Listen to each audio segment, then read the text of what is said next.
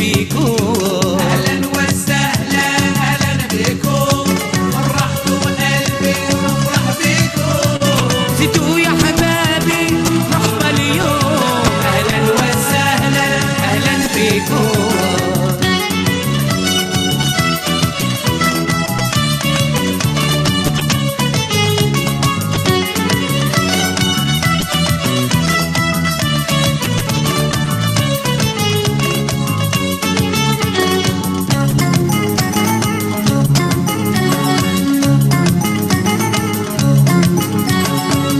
القاعدة حلت من نيتها زتني جديدة غرموا عليها هذه القاعدة حلت من نيتها زتني جديدة غرموا عليها بركة مسعودة أهلا وسهلا أهلا بكم فرحتوا قلبي ونفرح بكم زيتوا يا حبابي مرحبا اليوم أهلا وسهلا أهلا بكم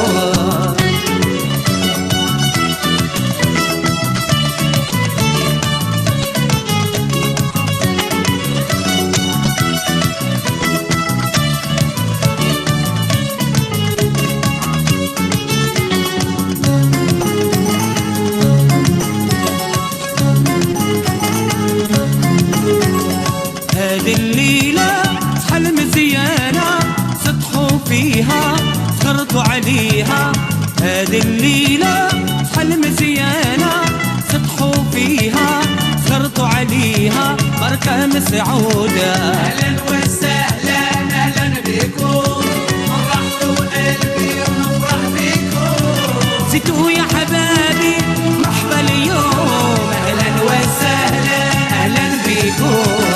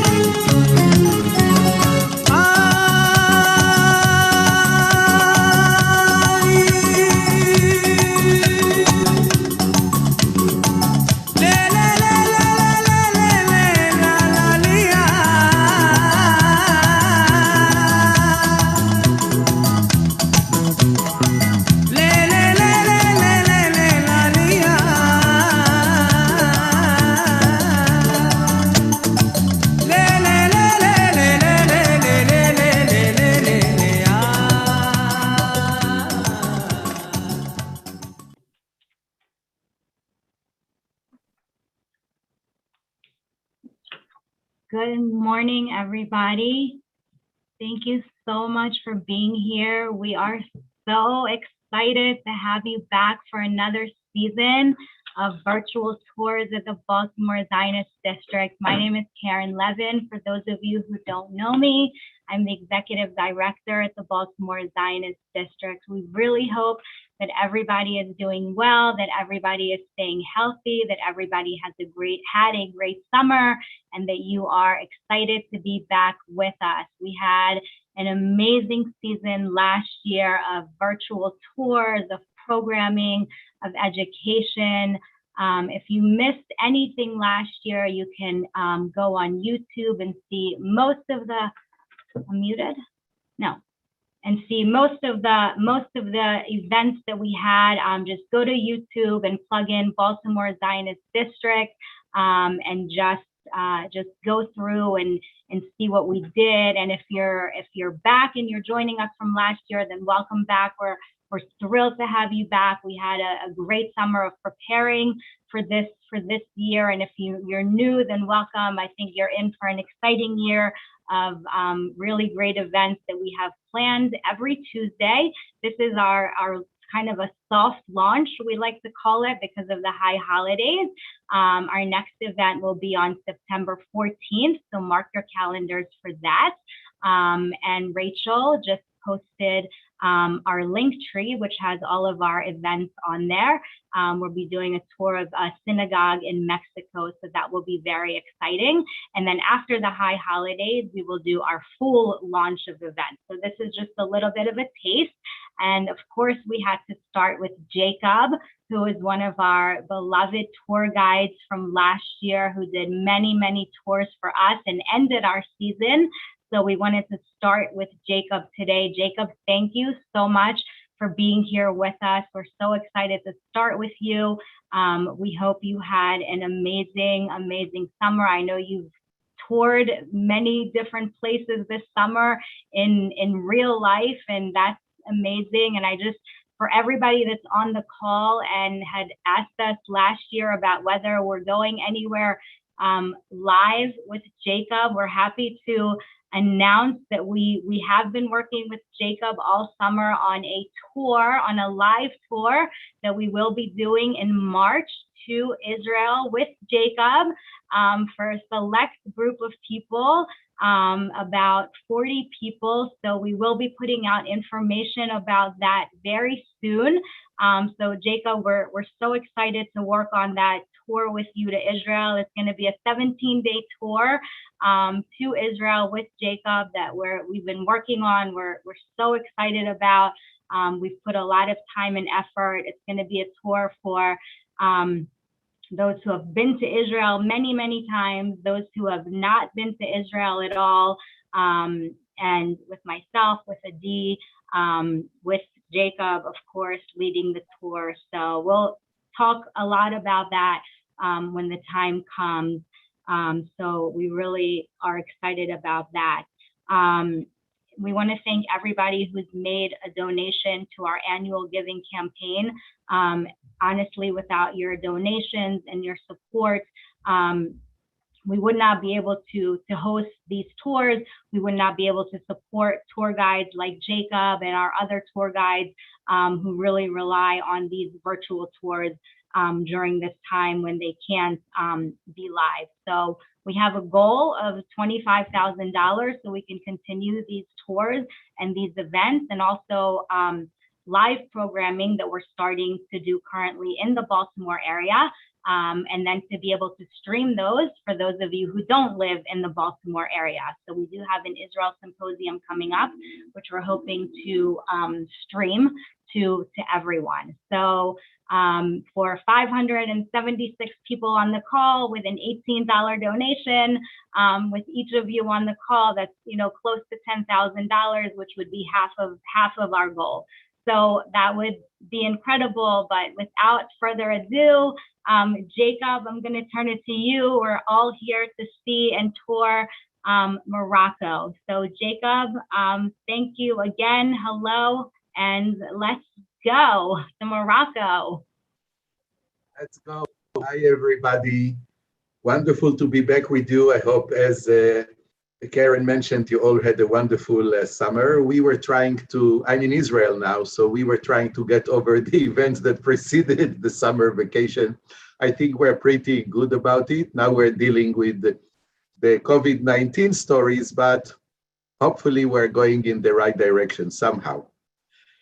So those of you who have been with me before, nice to be back with you. The others, I'd like to introduce myself. I'm going to take you on a tour. I didn't want to make it into a lecture. So we'll actually begin by going on a tour with highlighting in the meantime the Jewish story in many of the locations we will visit. As always, the best part, wherever it is that you might be departing from, no jet lag. And here we are already on the northwestern part of the African continent. That's the country we're going through. Let me just get the pointer. We're going to be visiting Morocco. Morocco lies between the Atlantic Ocean and the Sahara Desert. Parts of the country are in the Sahara Desert. We have the Atlas Mountain, the Anti-Atlas Mountain, and of course, a very long part of the seashore is in the Mediterranean, facing Spain and bordering with the Straits of Gibraltar.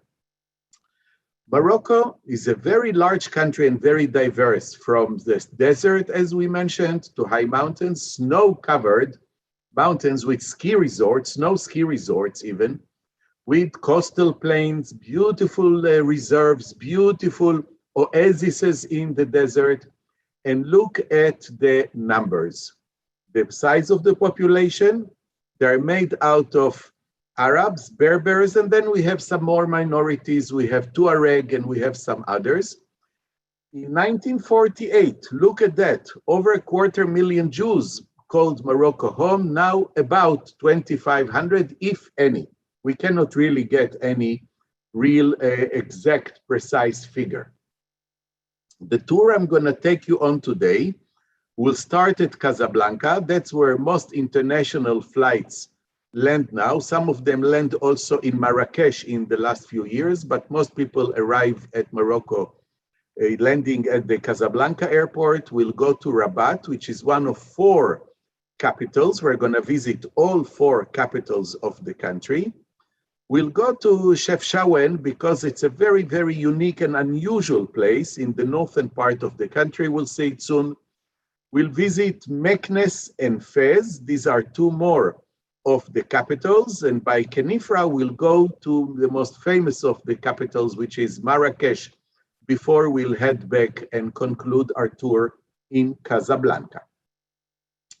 I think to most people, of course, at certain age, and everybody looks here to be very young, but you know that your parents loved very much when they went to the movies. Everybody loved this movie, the famous Casablanca movie that made Casablanca very famous, even though most of it was shot indoors in the movie studios, in the cinema industry studios, but nevertheless, Casablanca became very, very famous. We're gonna land at the airport, which is Mohammed V Airport. And right away, I wanna tell you that we're talking about a very, very dear person to us. He was the king of Morocco when the Second World War started. Morocco was a country that has been under the auspices of various foreign powers. Mostly it was Spain to a great extent, and then France. And when the Germans came during the Second World War, they went by way of the Vichy government. So officially it was the French government that ruled, and they made King Mohammed kind of a puppet king who was subordinated to the rule of the French. But nevertheless, the Jews always remember that he was somebody who was a Philo-Semite, somebody who behaved and treated the Jews in the nicest way. He made sure they'll enjoy every right and privilege while he was able to do it. And then, as I mentioned, during the war, when the French introduced all kinds of restrictions, he had no other choice but signing all kinds of whatever laws and restrictions and orders and whatever exclamations that came out that made people very unhappy.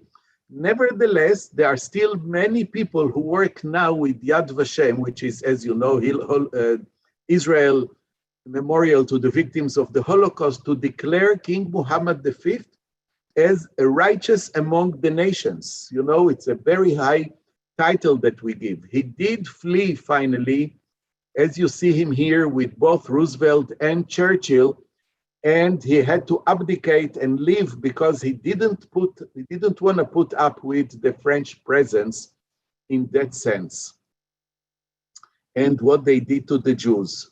When Jews started leaving Morocco, he said they should know that no matter where they are and what they're going to be and what they're going to do, they're going to always be Moroccan citizens. And it's a very interesting notion because it's not the same way in many other places where the Jews left.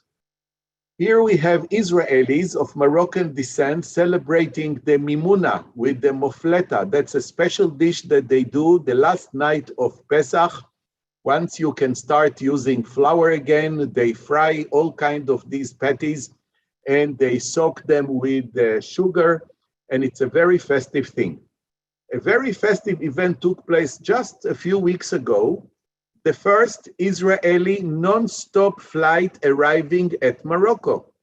So it was such an incredible uplifting. It was like a national celebration. Not only do we have 500,000 of the citizens of Israel, maybe more, of North African descent, of Moroccan descent, but hundreds of thousands of Israelis have been visiting Morocco to the most welcoming welcome, the friendliest welcome. Oh, you are from Israel. Oh, please, wonderful. We'd love so much to have you here. So that was a very special thing, like groundbreaking historical event with an Israeli airplane landing at the airport.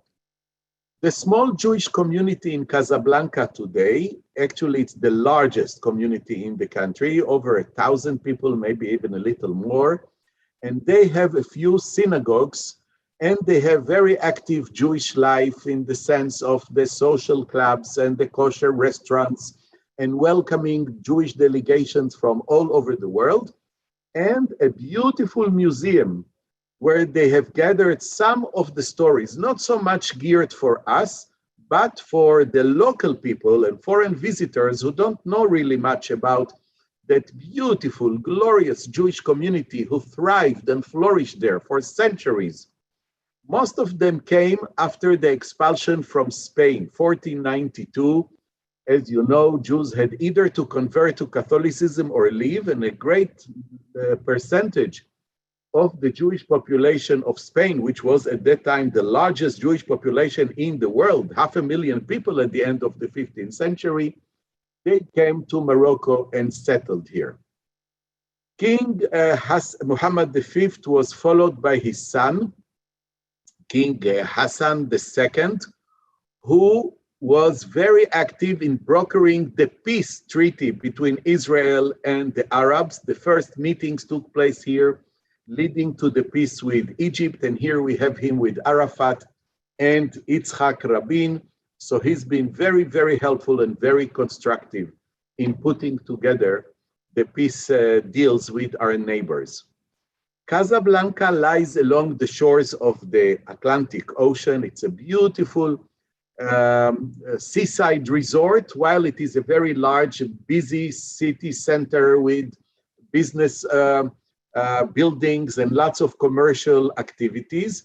Here we see a picture of the big mosque that King Hassan II built in honor of his father, King Muhammad V.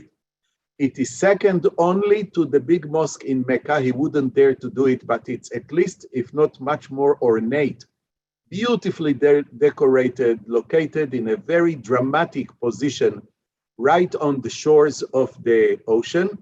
And the decorations take the best of everything in the world of Islam, from the horseshoe pinpointed arches to the beautiful ceramic tiles, gorgeous marble floors, gorgeous, gorgeous brass and copper utilized for creating the doors, and beautiful rugs and carpets which adorn the interiors of these most gorgeous lighting fixtures. I think you got the idea. Just looking at these pictures, I think you can just imagine what a magnificent, magnificent shrine it is, beautifully illuminated also at night.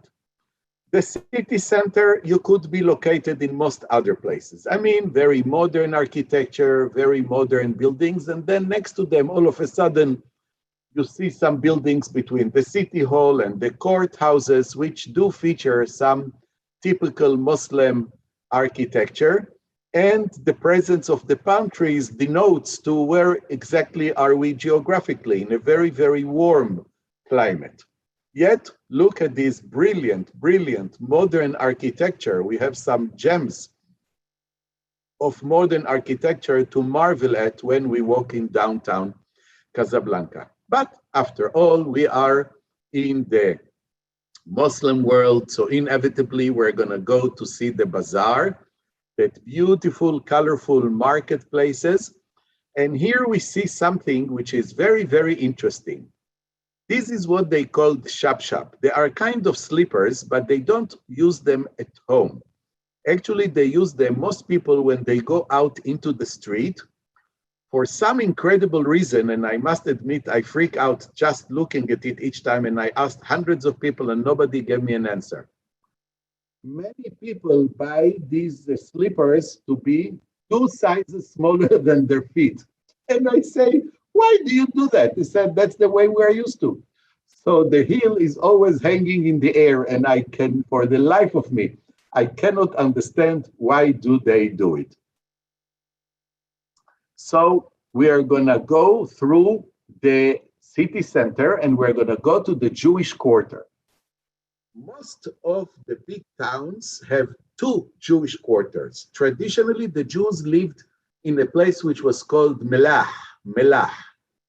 And then when things were better for some of them, they moved to the neighborhood called Medina. Medina actually denotes a city. So which means they moved into the new city from the old quarters, from the very crowded, narrow lanes, cramped houses of the Jewish Melach, they moved to the Medina. But we're going to visit the Jewish quarters in other towns where we'll see much older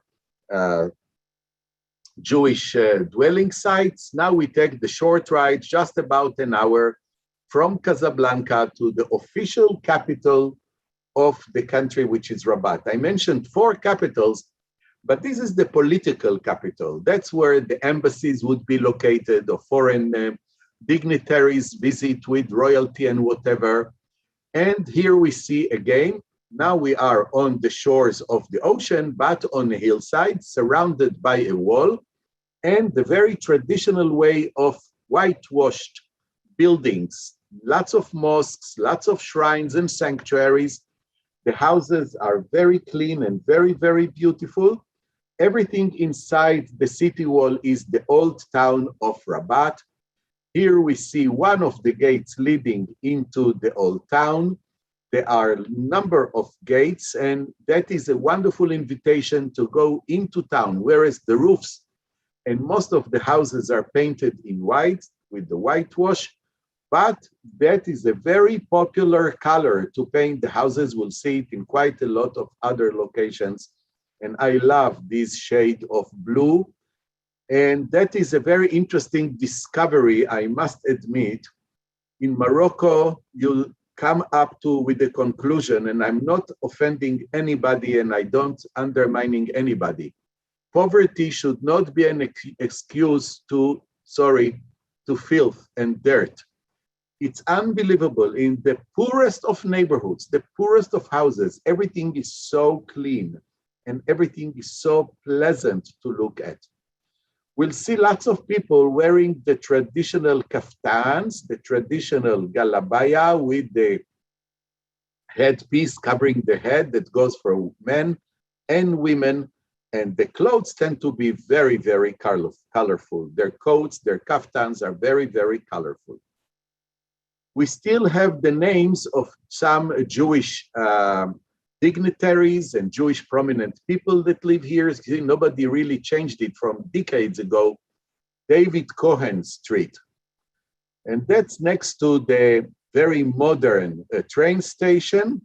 And this is one of the king's palace. Since we have 4 capitals, we have 4 royal palaces throughout the country in all of the royal capitals. The entrance to the royal palace is quite impressive with the guards and the beautiful decoration around the gates.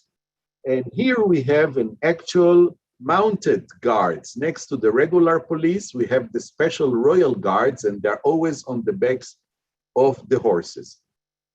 This is the mausoleum which King Hassan II built in honor of his father, King Muhammad V, and eventually he was also buried there later on. The mausoleum is very, very ornate, very festive, very beautiful. The actual tomb is quite a few feet down in the ground, but that's a symbolic tombstone of King Muhammad V above the location when the actual tomb is. But here I love to ask people to look up at this gorgeous, gorgeous ceiling. Look at the dome with the stained glass pieces set into this beautiful ceiling above the mausoleum. Rabat, of course, also has a nice Jewish community, much smaller, but it is frequented most often by the expats and the Jews who are serving in the various embassies, working for the airlines, students who study in universities and so on. So there is always Jewish presence in the synagogue. From the outside, very unassuming. If you don't know that's the synagogue, you would never know it. It's only when you make an appointment and you're given an address, which is also very blurry. It's like at the end of a cul-de-sac, you have to know where you're going in order to find it. Now we're gonna find out a very interesting, typical Moroccan kind of hospitality centers. Of course, they have hotels like everywhere else in the world. They have very luxurious, beautiful hotels, international chains, and as well as some typical European ones and boutique hotels. But in Morocco, they have something special called riad. These were homes of very wealthy people, whether they were political dignitaries or merchants or celebrities of sorts. And it was too much to keep these old buildings for a while, like you might have seen in England, stately homes, or in Spain, paradores, and so on. So here, they turned it into what they call riad. And that's a magnificent way to stay because, I mean, you have been to nice hotels all over the world. And if you stay, I shouldn't, of course, criticize the Hilton or the Hyatt or the Marriott, but you might wake up in a hotel room, in a Marriott hotel room in different parts of the world, and it would still look the same. But this is very unique because it's very typical using local features to extend and to highlight the fact that this is a riad. Look at this. These were really beautiful palatial mansions that now were converted into hotels, offering all the amenities the hotels would with the special atmosphere. And the rooms sometimes are very different from each other. Look at the color choice the owner of this riad made. Look at these beautiful colors of the interiors of the rooms. Since we do love the blue by now, let's continue. Now we'll take a much longer road. It's the 4 hours ride to Chefchaouen. And when we come there, the moment we arrive, we understand why did we come here. Look at that. In addition to the white we see everywhere, here the theme is blue. Different shades of blue that will typically follow us through the town. It's a very pleasant mountain town. Again, narrow lanes. And look at that, even the stairs are painted in blue. And again, everything is so clean and kept so nice with whatever vegetation that can grow, people love. In very simple, very humble means, they love decorating their courtyards, the streets, the doorways with simple but very colorful and beautiful plants. Now the tourism is there.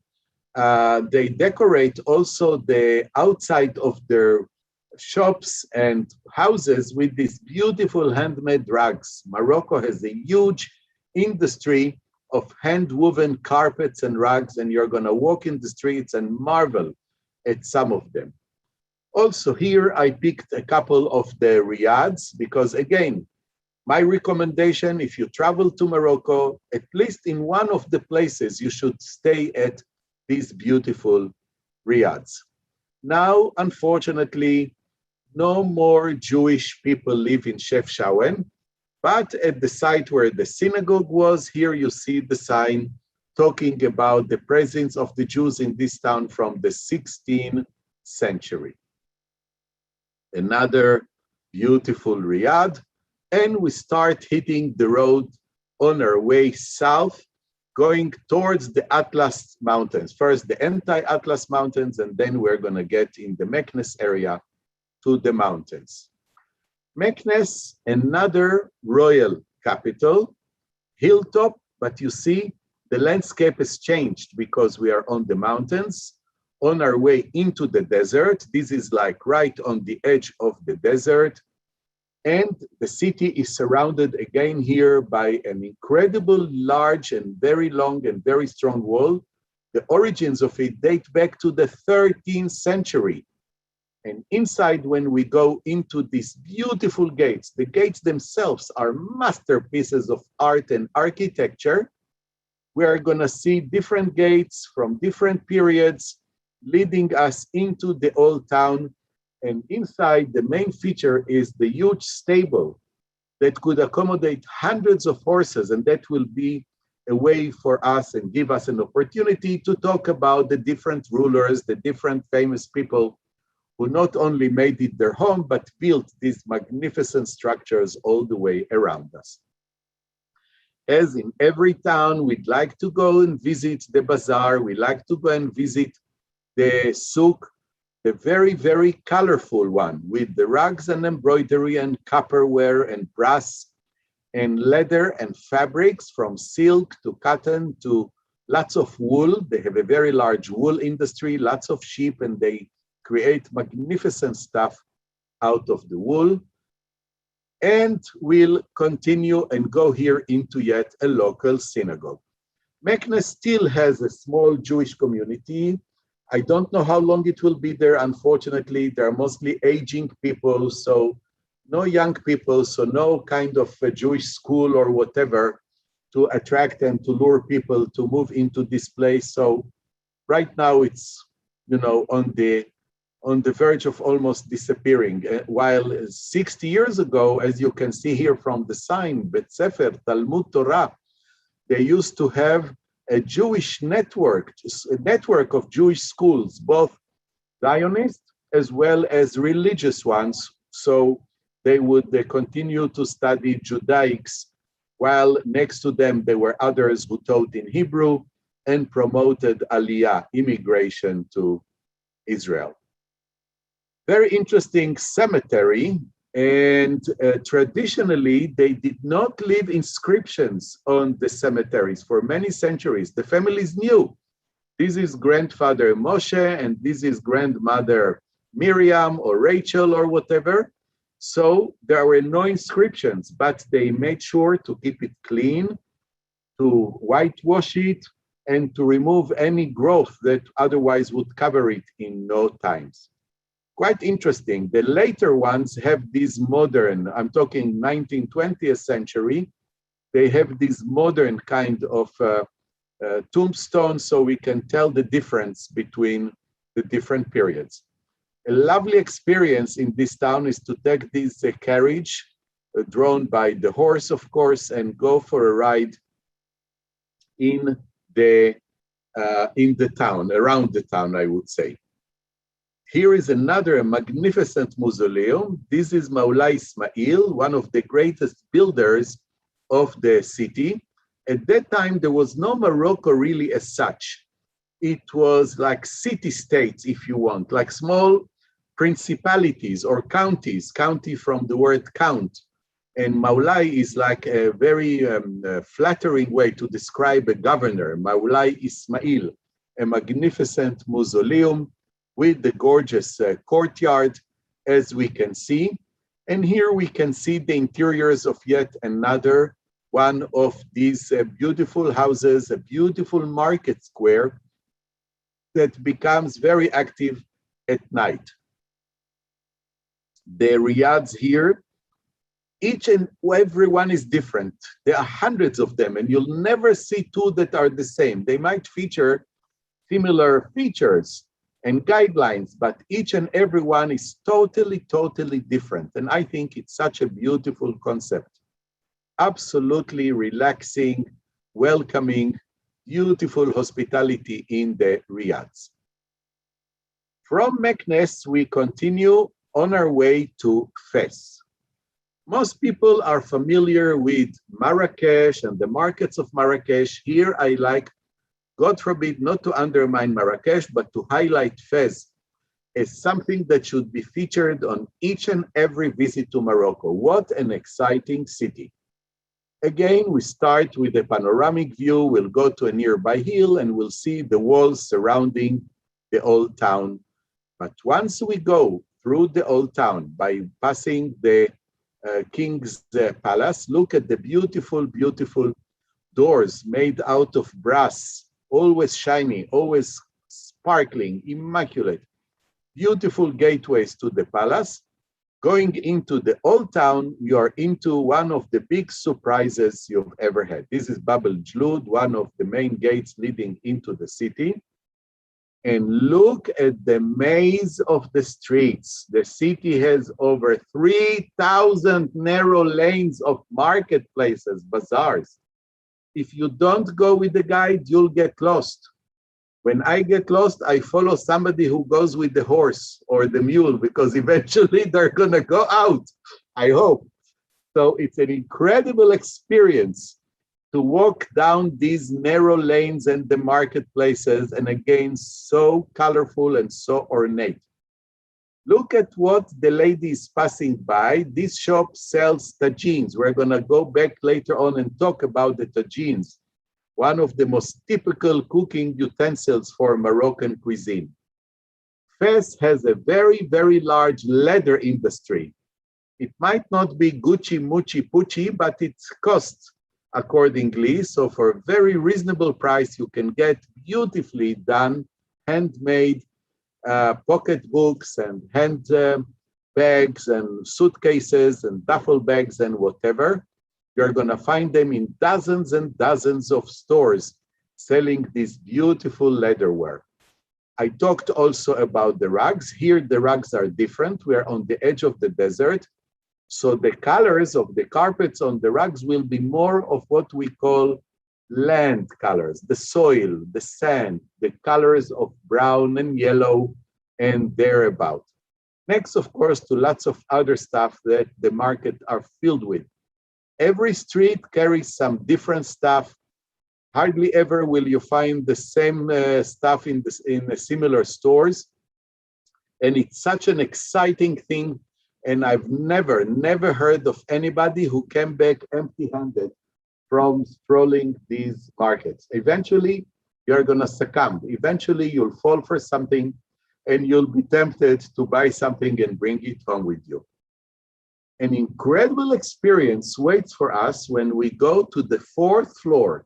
No elevator, we have to climb slowly, but we'll climb to have a look at the centuries-old tanneries of the city. Here is an incredible experience. We see here people working the leather, which is being brought into town from the shepherds, from the farmers around. And that's where they process the leather to smooth it, to soften it, and then to dye it. And this work has to be done manually, literally with their hands and feet into these tanneries. I'm afraid the smell is not the most pleasant one. So when we go on the balcony, I give you branches of fresh mint and rosemary to hold next to your noses, because otherwise it's a bit difficult to look at. But it's so exciting that everybody stays to look at these incredible phenomena. And you think you're not comfortable with the smell, you think of these people who spend their whole life from early childhood until they cannot work any longer. They don't know how to do anything else, and that's what they do, the tanneries. This is an incredible highlight of this fantastic place, the leather processing shops. And then you go out and you're in a different realm. You walk into some gorgeous, gorgeous stores located in some of the palatial mansions. And here also the riads are located in these palatial mansions. And here we also see madrasas. Madrasa is a Muslim theological school. That's where they go to study to become ordained as clerics or whatever it is that they will get. They can be a Qadi, an Imam, or whatever rank they're aspiring at. And we come into a very interesting street. One of the narrow lanes next to the madrasa has an incredible sign. This is the traditional house where Maimonides lived. Maimonides was born in Cordova, in Spain, in Andalusia. But during his time, the country was invaded by very radical Muslims, al-Muwahidun, who insisted that everybody should convert into Islam. And if you refused, chop went your head. Maimonides' family, he was a teenager, left Spain and settled in this town in Fez, and they lived in this house based on whatever best evidence we can come up with. What is important is here something unbelievable happened. Maimonides at 19, looking at the terrible tragedy that befell on hundreds of thousands of Jews that were forced to convert to Islam or get killed. And he issued maybe some of the most important documents in the Jewish history. It's called the Schmad Letter. He said, what do they want you to do to become a Muslim? You have to say, in the name of God Almighty, Allah is the Arabic name of the same God we worship. I attest that there is no God other than Allah. Hey, we say the same. And Muhammad is the messenger of Allah. Why not? Anybody who says, do not steal, do not kill, do not lie, do not fornicate, is a messenger of God. It's quite all right to please them by saying this sentence. It doesn't change you. You'll remain who you are. And God knows the lives of how many people he saved, if not the entire nation. I don't know what would have happened to the Jewish people under this wave after wave of these radical fanatics who forced people. The exclamation was, Din Muhammad b'Sayf. The religion of Muhammad is the religion of the sword. So for me, it's very exciting. I've followed him from Cordova in Spain, where he was born, to here, where he graduated, to Cairo, where he practiced medicine and he lived for the rest of his life, to Tiberias, which those of you who joined us on the tour of Israel, we have visited the Tomb of Maimonides on the shores of the Sea of Galilee in Israel. Another beautiful Riyadh, and some of them were turned into some very nice restaurants, where part of the entertainment, not very typical of Morocco, would be this belly dancing. But they figured the tourists are expecting it. So next to their usual folk dances, you will also have some belly dancing. Here we come to a very interesting synagogue. This is the Aben Danan synagogue. You can see built in the 17th century, refurbished and renewed a few times. And inside, quite interesting to see very, very typical layout, and the seats and the Aron HaKodesh, the bima, the pulpit. Everything here was never too ornate. It was never to your eyes or in your face. They kept very humble, very decent, even though some of them were quite wealthy, but they didn't flaunt their riches in such a way. So it's quite interesting to come and have a look at the Aron HaKodesh, at the Holy Ark, and see the scrolls inside. This is still a functioning synagogue, and we do have a few synagogues here in the town of Fes. The interesting place for us to visit is the cemetery. Again, the old tombstones didn't have any markers, written ones. They just had the structures on top. And only years later, they started adding this kind of plaques with the names of the person. And everybody flocks to visit a very, very special tomb. This tomb is visited by more Muslims than Jews.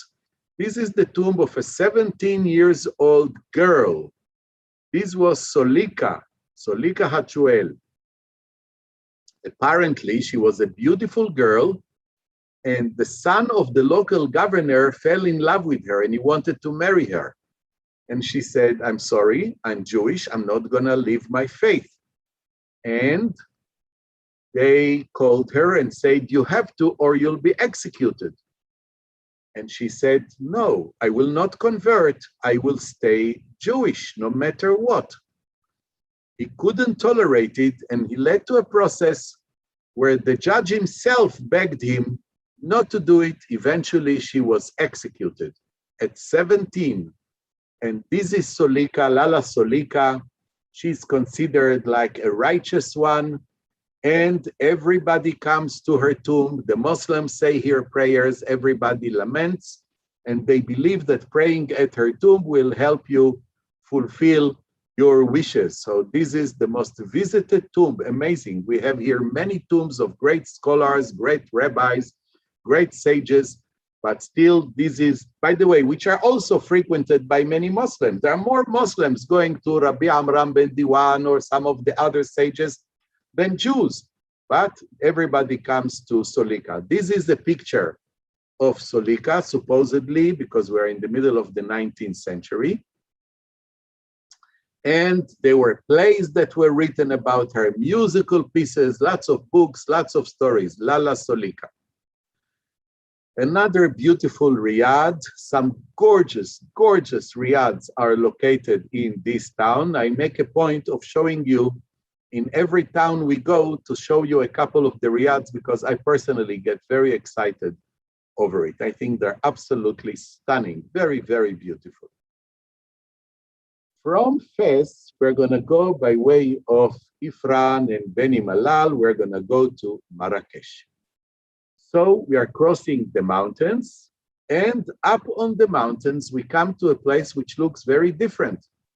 If not for the mosque, we could be in Switzerland or in France, and it's actually a French town built in the beginning of the 20th century, and it's a ski resort. We are up on the mountains, and this place is covered with snow through the winter, and everybody comes here. You drive for 2 hours from the desert, and here you come and you can enjoy a beautiful ski vacation up on the mountains in Ifran.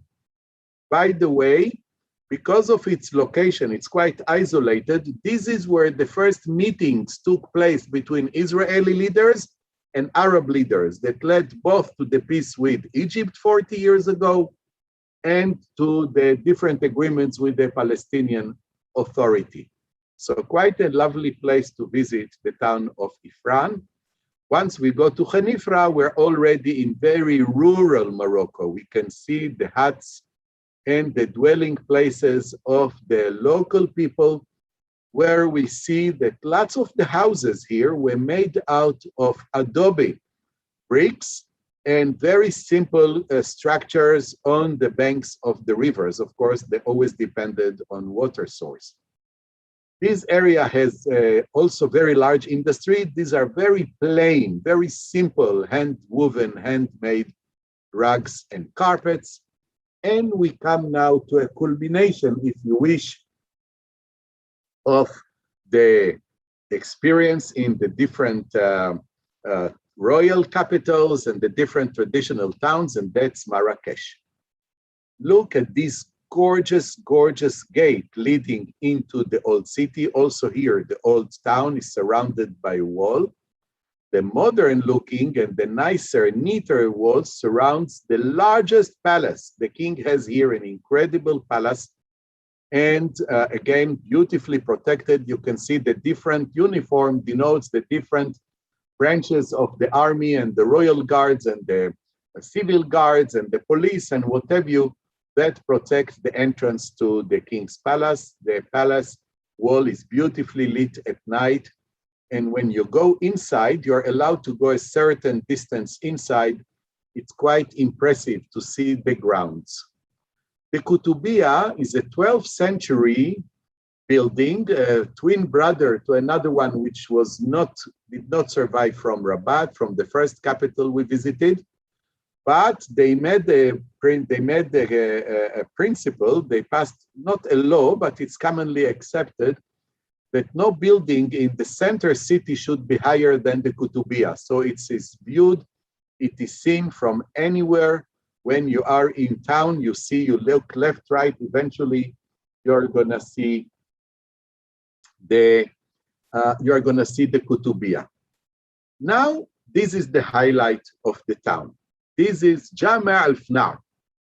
This is a huge square which is outside the bazaar. The bazaar is over here. We'll wander into the narrow lanes of the bazaar later on. But this is where the action takes place. This is where they sell food. This is where the ladies will do the henna on your hands. This is the snake charmers. This is where the dentists operate. I didn't want it to be too graphic, but the dentists drill into one's teeth, turning around a wheel with the pedal of a bicycle. There is no electricity, so they turn the pedal of the bicycle, and that's how they drill into the people's teeth. And of course, you'll have the vendors selling anything from the dry fruits and the nuts. I mentioned the snake charmers, and the snake charmers are all over the place. And the dentist, after he drilled and he removed the teeth, they'll sell people dentures. People who are no longer around, why throw the dentures away? And if the dentures he has do not fit you, he will use the teeth that he pulled from other people and he'll create dentures from you. He'll make them right here on the spot. He'll use the glue and he'll create dentures. And guess what? Millions of people walk here and nobody complains. They use this kind of dentures and life goes on. They will clean your ears with the metal stick. They put some cotton swab. I mean, they do unbelievable stuff in this square. I just didn't want to make it too graphic. Look at that. People will pay a couple pennies and they'll try to fish a Coca-Cola bottle. Another beautiful feature are the storytellers and the ladies who do the henna. That's very, very typical. Also in Israel and in lots of places in the United States, I'm sure there must be some families in Baltimore and elsewhere who a few days before the wedding will invite mostly the ladies to the henna ceremony. These ladies will specialize in using cold wax to create patterns and then use this plant, the henna.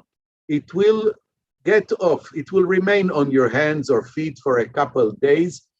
But some of them, look, they took it to such beautiful extent. It's really magnificent artwork. It started with getting the bride ready, and to make her feel comfortable, the bridesmaids and her relatives, her mother, sisters, aunties, and others will also add this kind of thing. So again, it's a wonderful experience. It will not stay for a long time. In a few days with the soap and the showers, it will fall off, but it is a very nice experience. Look, some people do it on their feet just as well. And we'll walk now into the bazaar itself. Again, very ornate, very colorful, very rich in lots and lots of stuff, which is being offered in the marketplaces, and the people who wear their traditional outfits. You're going to see many of them walking around. Next to the tourists who admire the pottery, the ceramic ware, lots of people will buy here all kinds of herbs and spices. And they are absolutely wonderful because everything is picked. For example, they have big shops who specialize in whatever concoctions for people to do all kinds of herbs to create your tea or other hot beverages, from hibiscus flowers to rose petals to all kinds of plants and all kinds of shrub and bush, which is used to be brewed for hot drinks, and subsequently they'll chill it and they'll drink cold drinks, which were brewed from all kinds of stuff. They are very, very big on all kinds of herbs, out of which they produce, and we'll hear a little more later on, they'll produce all kinds of ointments and oils and stuff where they keep it for their makeup. I love to see this beautiful display of the light fixtures. They're very simple and very ornate. And some of them are put into like modern production, as you see, and some of them are done into the traditional copper and brass ware. Again, we see the shap-shap, these pantoufles, this kind of slippers, and they create all kinds of soap bars out of essence, which they produce from citrus, from various fruits, and it's a little rough. But if somebody wants to give his soles, his feet, the best treatment, they go for this kind of soaps, which they do here. They weave beautiful baskets out of straw, all kinds of bags and all kinds of stuff. Beautiful jewelry, which is done out of semi-precious stones and out of beads collected in various locations. We already saw and will see a lot of this beautiful pottery. And I love their welders. They create all kinds of interesting metalwork. And you look at it and you say, you know, that will fit perfectly in the bottom of my suitcase. And it makes such a beautiful piece to hang on the wall or in one of the passageway in the house or the courtyards, in the gardens. And of course, lots and lots of food is being offered everywhere. It will remind you in many ways of Middle Eastern food, Eastern Mediterranean, but with their unique creation, and that's the tagine. Tagine is this very interesting pottery ware where they will make a point of arranging all the stuff that is going to be cooked. It's like a casserole dish. Everything will go at once, but they like it to look nice. So they'll spend some time organizing it. We'll see it later on in a special way. Next to the vendors, we're going to see some people who still wear the traditional outfit of the water carrier. Before there was running water, that's how water used to be supplied into their houses. So they were assigned, the water carriers were like a guild. Not anybody could do it. You had to know somebody to join the guild. And these people are allowed now to wear the same outfit of the water carriers. Another way to tour the town will be, of course, through the chariots. And here we see the Jewish quarters. We have here both Medina and Melah. Look at the beautiful mezuzah adorning the entrance into the synagogue. You see the synagogue is also influenced by the local architecture and local decoration, hence these beautiful ceramic tiles, the white and blue ceramic tiles and the patterns, very, very typical of these kind of locations. Quite a few synagogues here. This picture shows a colleague of mine, but I have been in this situation a few times when I lead tours to these beloved countries. The population here varies a little. Here we have a combination of local Arabs with the Berbers, with the Tuareg, and we'll listen to their music, we'll hear their songs. The ladies are wearing different outfits because they come from various locations of the country. And some of the incredible places are the towns, the Riwani, to go and see these desert dwellers. The men all wear this beautiful blue. The ladies have these colorful outfits. And the blue is something that you will have no idea how it has affected even what we wear today, or some of us wear today. They extract it from a typical kind of indigo which grows in this area. And look at the dark shade of this blue that is worn by these young men. Look at the blue of the Tuareg people leading the camels, the convoys. They come from Timbuktu. They cross the Sahara Desert. They come from Mauritania to Mali, leading these convoys on the camelbacks. And why am I dwelling so long about the blue?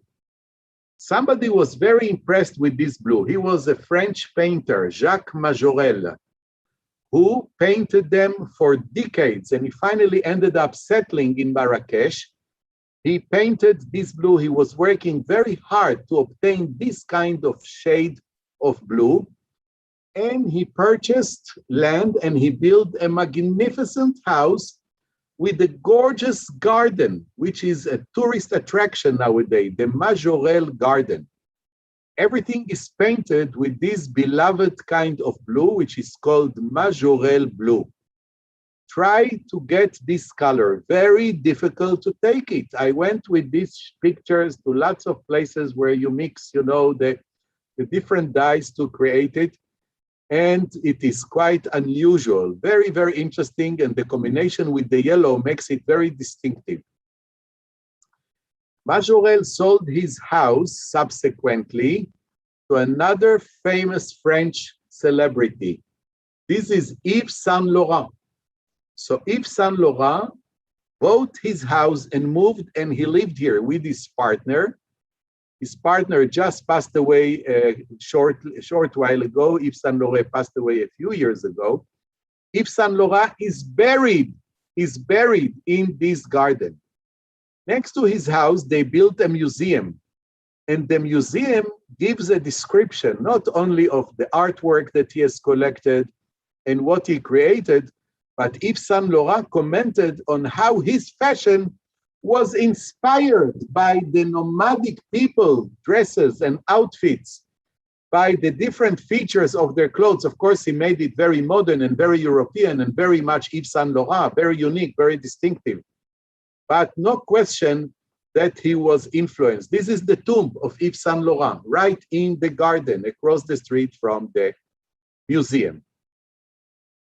Another beautiful Riyadh scene, gorgeous, gorgeous colors. They are not embarrassed when it comes to colors, no intimidation.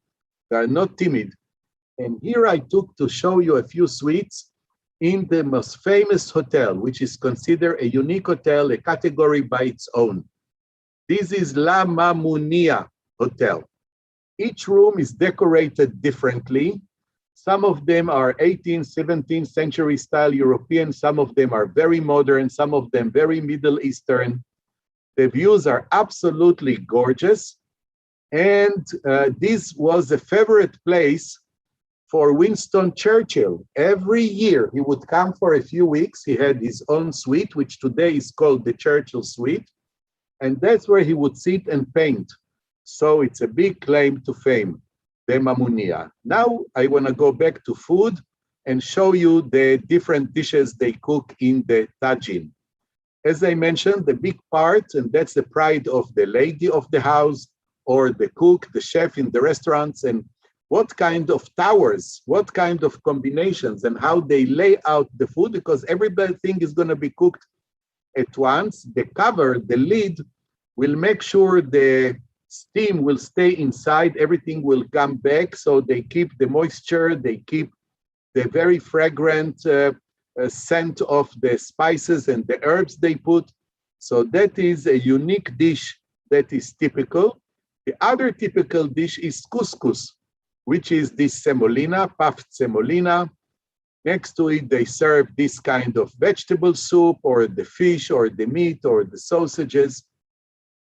And now talking about food, you're going to show you something you might not have seen before. This is the Aragan tree. It's the only tree that goats can climb on. And the goats climb to eat the seeds, to eat the fruit of this tree. Once they ate it, they go down and the farmers, excuse me for the graphic details, go through the refuse, go through the dung, and they extract the seeds that went through the stomach of the goats. It helps them peel it and crush it and squeeze it into oil. Go to any fancy drugstore in your area and you will see bottles of Aragan oil. It's the most expensive oil in the world. The only way to get it is after it went through the stomach of the goat. Sorry to tell you. So here we have ladies using this kind of press to squeeze the Aragan oil, and it prominently features in any very luxurious drugstore or perfumery, a place that will carry the most expensive stuff. We leave Marrakesh and go into town, and I want to go briefly with you to the area where many of the Jewish communities thrive. These are the Casbah. Casbah is the name of these towns, which was built entirely out of the adobe bricks. Here we have some rare pictures. No Jews are today present. We only come to visit, but it's a fascinating place to visit. Another way to visit the place is to go, of course, camelback riding in the Sahara Desert. And for those of you who would not want to do it all by camelback, you can do magnificent jeep rides, all-terrain vehicles, 4x4. And if you want to do a real special experience, this is glamping. You stay in the most luxurious camps they set up with beautiful showers and bathrooms and hot water, gorgeous food, and the camps are equipped with every conceivable amenities. I mean, it's royalty if you have seen one. Really, really special. We have concluded our trip. Before that, I'd like to point out some geopolitics. Western Sahara Morocco claims it's theirs, but it's disputed. No other country recognizes it. Mauritania has claims to it, and Algeria has claims to it. Why would they bother? We are in the desert. Less than 500,000 people live here, but it has the most incredible resources, raw materials, rare earth, and what have you. So this is the Western Sahara. Look it up. You're going to hear about it soon, because now some negotiations are being handled to bring to an end this dispute and to have some kind of agreement before we'll hit the road back to take us to the airport and leave this country. I know I went a little over time, but we started a little after the hour. So I apologize if I kept you a little longer. I would have loved to show you much more. There is so much more to see in this beautiful country. But who knows, maybe one day we can travel there together, or you will travel on your own or join any kind of a tour. There are quite a few organizations that offer Jewish aspects to the tours, which they don't neglect anything else, but they highlight, of course, the Jewish part of the story. This is a country where the Jews are longing to go back to. They come by the tens of thousands from Israel, from France. Lots of people who left Morocco and set shop and built new houses in Marseille or Bordeaux or Montreal. That's where many Moroccan Jews went to because of the French language. They come back not only to visit. Many people have a secondary home. They come and stay extended period of time in various locations. I didn't take to show you Essaouira, Mogador, and Agadir, and beautiful seaside resorts, gorgeous places. So definitely think about Morocco. After you have been to Israel 20 times, you come 25 times, and then Morocco should definitely be featured on your list. If anybody has any questions, I'm open to questions. We definitely have some questions that came in privately on the side. Jacob, thank you so much. That was really wonderful. Maybe the glamping for me would be an option, possibly, I'm not sure. We'll see. That was great. I love the henna tattoos. I think Adi and I need to step it up. Sometimes when we do some henna tattoos for kids in camps and schools, Adi does little Hebrew letters. She writes their names with henna. So I think we need to step it up a little bit. And the teeth situation, I'm not sure we're gonna vibe with that over here, but you never know what can happen in the United States. So while I was doing that, I was looking at some questions as well. So I think the biggest question that I had come through a couple of times is the safety in terms of traveling to Morocco, not in terms of COVID at this time, but just in terms of safety issues, the traveling to Morocco, being Jewish, and just in general, how safe it is to travel to that country. Yeah, so I must admit, I feel they're safer than I do in most other places. The local population, to begin with, is very docile. They are very pleasant people, very friendly people, very unassuming people. And once they know you're Jewish, every single person is going to tell you, oh, my grandfather used to tell me what wonderful years it was when the Jews were living here. We traded with them, we were neighbors, we attended their weddings, and they came to our festivities. And it was such a wonderful place, we missed them. And what I'm telling you is coming down from the king down. Every single person. Now that we have established, just a couple of weeks ago, we have opened an Israeli delegation in Morocco. And the guy who opened it is the chief of the national security advisor. He was born in Morocco. And of course, for him, it was very emotional. He went to the synagogue where his parents and grandparents prayed. And when he came to the king and he said, this is such a wonderful feeling of homecoming, the king said, and there was not a single dry eye in the house, he said, we were waiting for you. We were waiting for you. Welcome home. Now, you don't hear it from most other people, let me tell you. and it reflects, it trickles all the way down to the people in the street. So you're absolutely fine and you feel safe visiting Morocco. Thank you. Another question was or is the Jewish population, I guess was the Jewish population open and practicing Jews, or was it more inclusive of the secret Jews similar to Spain or Mallorca Jewish heritage, but not actually Jewish? 100% Jewish, 150% observant Jews. No, there was not a single family who did not keep kosher.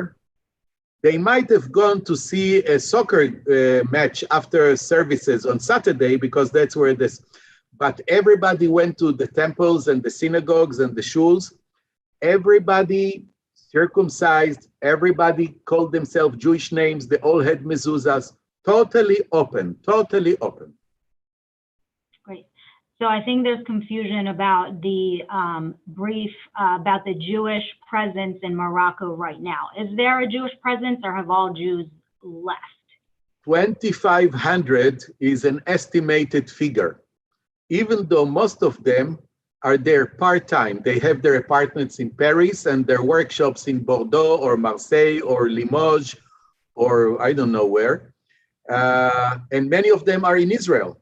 There are lots of Israelis who decades later went back either to open shop, to set shop or open a business, or just to spend a few weeks there and reminiscence and remember the good old days and enjoy the scents and the smells and the friendliness of the people. The people are very friendly. They look you in the eye and they smile. I don't have to tell you, in many countries around the world, you'll glare at somebody in a minute and says, yeah, what's the matter with you? Why are you staring at me?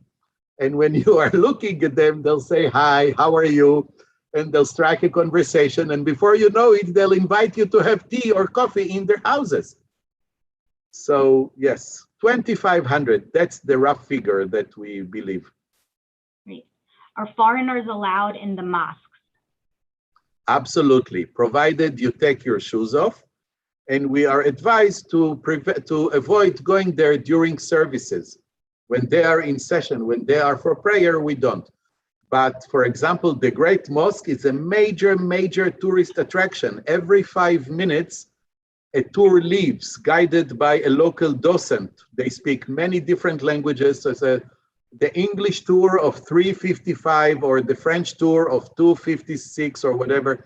Every few minutes, they have a tour departing to show us the mosque, yes. Can you talk about a possible tribe of Berbers in the Atlas Mountains? If you know anything about their history, they're still there, what happened to them? Oh, they are still around, very much so. About a third of the population of Morocco are Berbers. The majority is of Arab descent. They are Berbers. The Berbers are the dwellers of the desert. We distinguish them to be called Berbers because they are not Arabs. They are Muslims by religion. They've converted to Islam once the Arabs went through North Africa during the 8th, 9th, and 10th century. As a matter of fact, the king of Morocco descends from the Alawi families, different than the Alawis of Syria. He is considered to be a direct descendant of Muhammad.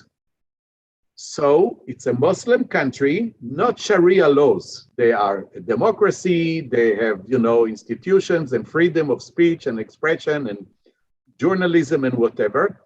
The Berbers are Muslims who are not Arabs. They speak their own language, a language that does come from the mountains.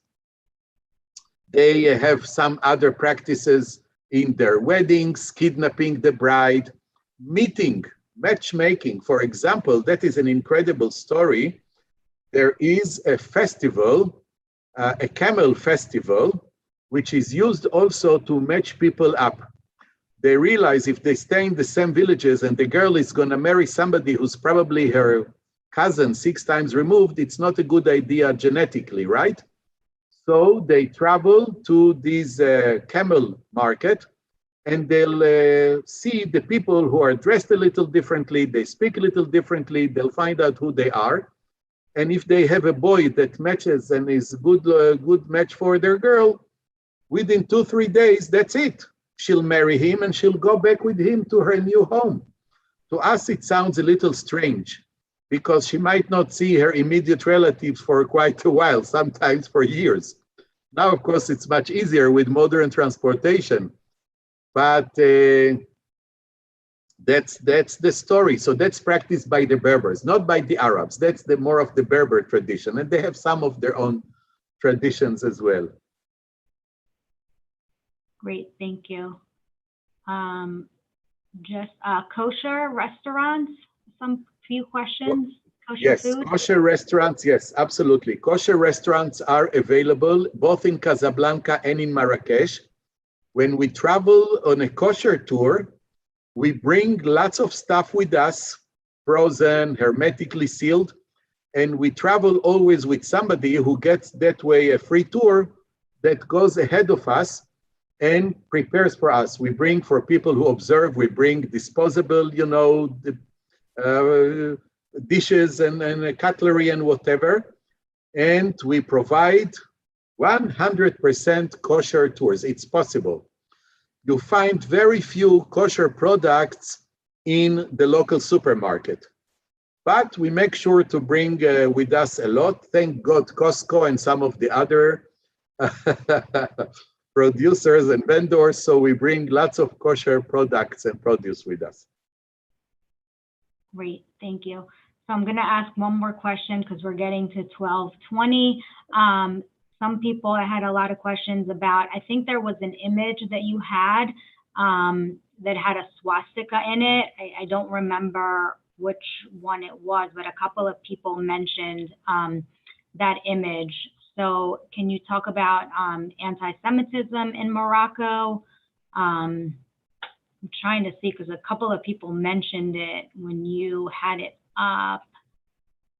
I just had it a second ago, but any anti-Semitism in Morocco? I think some people saw that image with the swastika. Yeah, the swastika, I think, was on the advertising the movie Casablanca, which is under the, with the Nazi presence. If you remember the story, the guy is fleeing, he's hunted down, the American guy, so the French people and the Nazis. But unfortunately, let me begin with history. Maimonides plaque. Somebody just wrote. Oh, okay.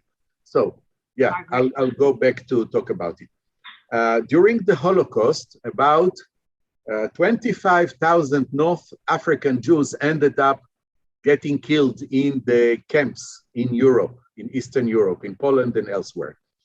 There were mostly people who were in France when the Nazis took over. Paris was occupied. The southern part was Vichy. Marshal Pétain, he remember, cooperated with the Nazis, and lots of Jews were rounded up, sent to Drancy, and from Drancy were shipped east to Poland. Very few people were arrested in Morocco itself to be handed over into the hands of the Vichy government, subsequently to the Nazis. But like, unfortunately, in many places around the world, among intellectual circles, among some political fringes, and among some of the media, there is anti-Semitism. Even King Mohammed V, he was Philo-Semite, but he was anti-Zionist. So the reason, one of the reasons Yad Vashem does not make him a righteous among the nations is because he gave a very anti-Israeli speech. But that did not conflict, as far as he was concerned, the fact that he loved the Jews. The legend is that his mother could not breastfeed him, so a Jewish lady came and she breastfed him. Needless to say, thousands of people in Israel say, oh, it was my grandmother who breastfed the king as a baby. I don't know about it. But there are some circles, either because the Palestinians are the underdog, and if you see yourself as, a sophisticated, clever, contemporary intellectual, you want to protect the rights of the underdog and criticize Israeli occupation and Israeli human rights abuse and whatever. But this is discouraged by the government. The king himself has expressed himself a few times openly against it. And in a country where the king is everything, even though it's not a dictatorship, it does exist. It does exist. Yeah. But it's marginal. It's negligible. Really, really negligible. Great. Thank you so much, Jacob. And thank you. We appreciate it. And thank you, everybody, for being here on a Tuesday at 11. For those of you who don't know, that is our usual time, Tuesday mornings at 11 a.m. Eastern.